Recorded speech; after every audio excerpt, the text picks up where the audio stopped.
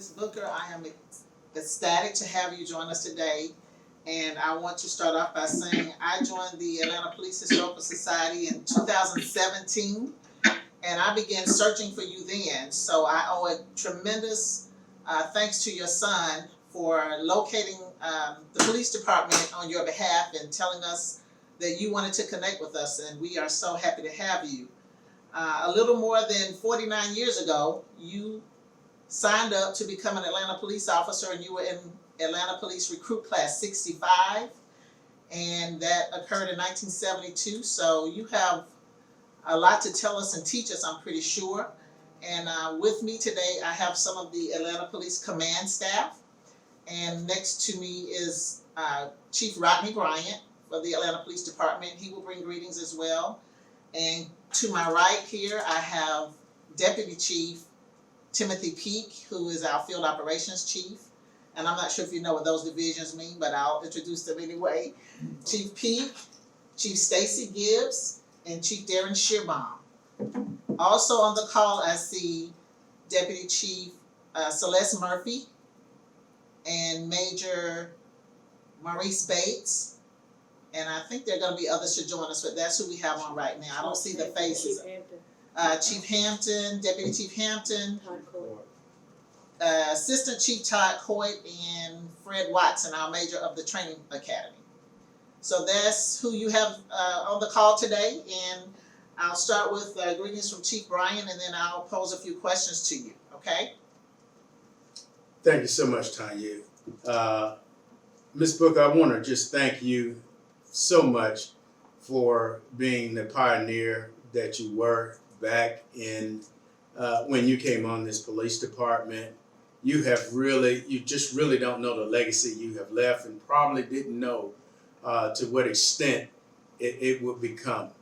Right now, we are so proud that you chose the Atlanta Police Department to embark upon and to make this become a trailblazer. And so thank you so much for what you have done, and I cannot wait to get into conversation with you. Did you know when you made the application that you would be the first African American woman to join the police department? I had no clue. I had no clue until I was called in to sit there. They told me that I passed the exam for the police department. And then, well, I got excited, and I was glad to leave that typing job. And so I just you don't know how much I enjoyed it. And I enjoyed being with the children. I enjoyed being with the community, the senior citizens. And my first assignment was police community relations and crime prevention under Major Ball and Sergeant Lyles and Lieutenant Owen. And they sent me out to just go into the community and teach crime prevention and talk to the children, and I had street parties and all that for the children during that time. When you first joined the police department, did you find yourself facing discouragement or opposition from anyone? Co-workers, family members, friends? Did anyone try to discourage you from becoming a law enforcement officer? Well, I met one man on the street, and he was the only one, really. Because they look like people were excited to see a woman walk around with the gun and the handcuffs and all around her waist. So I had one man out of the whole time I was there to say, I don't like this. I don't like to see her walk around with police, all this on. Very good. 5 years later. So now I'm going to ask you if you will share with us some of the assignments you worked and what's most memorable about your assignments. You already shared with us. I want you to share what your assignments were while you were here on the department. You already talked about crime prevention, but what were some of your most memorable assignments with the police department? Okay, I worked for a few months with like I said, police community relation and crime prevention. But at the same time, the drug enforcement, drug agency, a federal agency, needed at some decoys and needed somebody to that was new on the street, had not been burnt yet. So they called for me to come. I didn't know exactly anything about drugs or anything like that, but what I did, I kind of imagined things, so I went and I kind of dressed myself up like a prostitute. Oh, watch out. I had on my short pants, my high heel shoes, my long legs, all of this. And I went out on the street and started making signs. One of my partners, I want to call his name because he was such a good friend. He called me Big M. That was my nickname. And DeWitt Smith. Oh, DeWitt Smith was one of my partners, and one by the name of Thornton. They helped me to make the buys. They were with me sometime, and sometime I went by myself. So that's where we did pretty good. We did pretty good.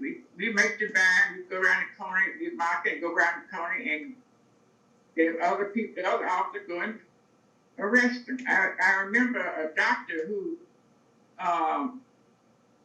he was selling prescriptions without any examinations. And I remember going and making a buy from him for some, I can't think of the drug, but anyway, when I got the prescription, I went and gave it to the officer. They went around and arrested him. He spent 7 years in federal pen. Wow. Wow. So is it safe to say that you were one of the first women to work in our narcotics unit as well? Come in? Is it safe to say that you were one of the first women to work in the Atlanta Police Narcotics Unit as well? One person in the narcotics unit as well. Yes, Did other women? I was in, the only one in the narcotics unit for a while. Were there any other women in the unit with you? No.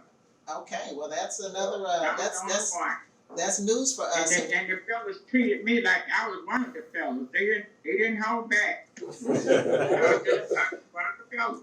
Well, that's a very courageous role, and we thank you for that. We have many women that work that role, but we actually have one of our female officers that we lost in the line of duty was in that role as well. So on just so many levels, I thank you for your courage in doing that. That was a pretty big role to take on, and I'm glad that you're here to talk about it. There are likely many women in law enforcement today that may need to be encouraged to take on a position that has never been held by a woman. Are there any words of encouragement that you would like to offer to anyone in that situation? Any encouragement for women that may want to do it? Yes, that's a very fruitful career. It's very fruitful. My intention with for the police department was to become chief, but I had other obligations that I had to leave. But I encourage any woman who desire a good and a fruitful career in law enforcement is to join law enforcement. In fact, I have a granddaughter now that's in the academy, and she's not in Georgia though. Oh. And but it's a good position if you conduct yourself professionally. You will get respect. You respect the people; they respect you. Sometimes you run across some things, but you do what you have to do. I'm going to say it just like that. Do what you have to do, and but be careful for yourself and be careful for other people. But go on and do it. Just enjoy your job. Just enjoy it and do it right. Don't be no brutality. Now sometimes you might have to do a little something, but no brutality. As you can see, Ms. Booker We do have 2 deputy chiefs that are females, that are women on our call today. Chief Murphy there in the white shirt, and then Chief Gibbs here. So you started something really wonderful. It was your dream to become chief, but they are following in your footsteps to pursue that. And we have had 2 women to lead the police department as well. So we want you to know that we recognize your contributions towards making that possible for these ladies. Thank you so very much. And I don't have a question, I have a comment. I don't know if you could tell from there, but my face just absolutely lit up, as I'm sure did Chief Murphy's, when you talked about your narcotics days, because both of us spent quite a bit of time in narcotics. And I just want you to know that 23 years after you put on those shorts and wig, I put them on too. Good afternoon, Ms. Booker. I'm honestly, I'm just in awe. You know, all of us, the executive command staff, just came out of a meeting with some chiefs, former chiefs and current chiefs from different cities around the country. And, you know, we're sort of, you know, making sure that we, you know, kind of exchange information and, you know, see how we can do things to fine tune some of the good things we're doing in Atlanta now. And what I would say is you are definitely on the track to become chief, because you are giving us way more information today than this. What we got. Just yesterday, we spoke to the latest recruit class that's getting ready to come onto the street. And one of the ladies in the academy class, one of the female recruits, asked me, what was it like to grow your career on this department as a Black female? So I just want to know if you would answer it the same way I did. And I guess a part B to that is, at any point in your career were you raising children, and how was that? See, that was the issue. That was the issue. My parents, at that time I had 3 small children. Warren was about 3, 4 years old. Beverly was about 5, my daughter, and I had my youngest son was in Atlanta with me, but I got to start getting some phone calls threatening my life because of narcotics. So I took him back to Mississippi, but at the same time, my parents were working. And I had to choose between my children and the police department. Now I made a bad mistake. I mean, I regret it to this day, that what I should have done, because I had my own home, I had my own house, I had my own car, I had my own money, I had all of it. I was set up. But what I did, I said I had made a mistake, and I said I didn't want my children to be reared in Atlanta. But now that was a bad mistake. What I should have done was gone and got my 3 babies and brought them back into Atlanta and got a safe place for them to be, a safe school and all of that. Because I could afford it, you know. I mean, I was doing all right, but that was a bad mistake. That was one of my causes of going into depression, because I should have gone and got them and brought them back into Atlanta. Hello, I'm Beverly, and again, thank you all so much for the opportunity. She just tickled pink, y'all just don't know. But there is one story that I do remember, and she said, yeah, I was the reason she left Atlanta, because I went to Ogathon Elementary School, and my aunt was supposed to pick me up and pick my cousin up, but I thought she was taking too long. And I think I was about 6 years old.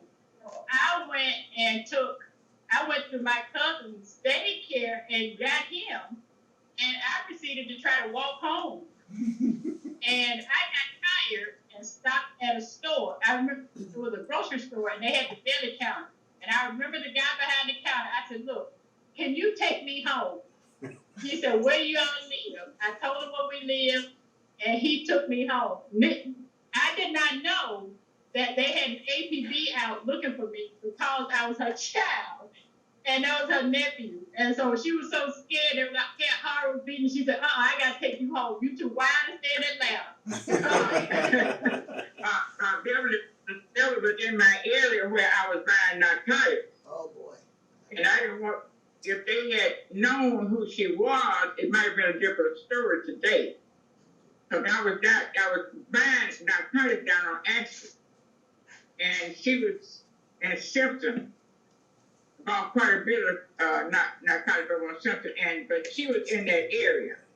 And I didn't want them to know who she was at all. But I really do appreciate it. This is great. I appreciate it. I see my brother doing, the one that contacted you all. Hey, how y'all doing? Right. Hey, I want to thank y'all from the bottom of my heart. Y'all made my day because you made her day. And what made me contact you was I went to get something to eat, and one of her friends asked me, said, "And wasn't your mother one of the first law enforcement black females of Atlanta?" I said, "Yes." And I got my food and went and started eating. And somebody else asked me the same thing, and that's where I just put my fork down this and put my phone up and called the Atlanta Police Department. And I don't know, it's been green light ever since, and I want to thank y'all from the bottom of my heart.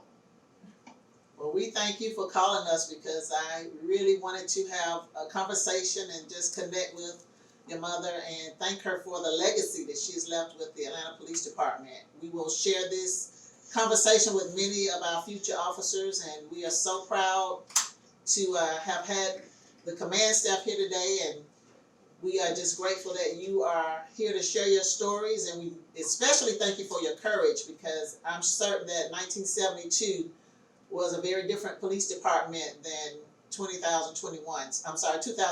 Grandma, I just wanted to tell you, you really created history because you got a lot of granddaughters. And I love granddaughters.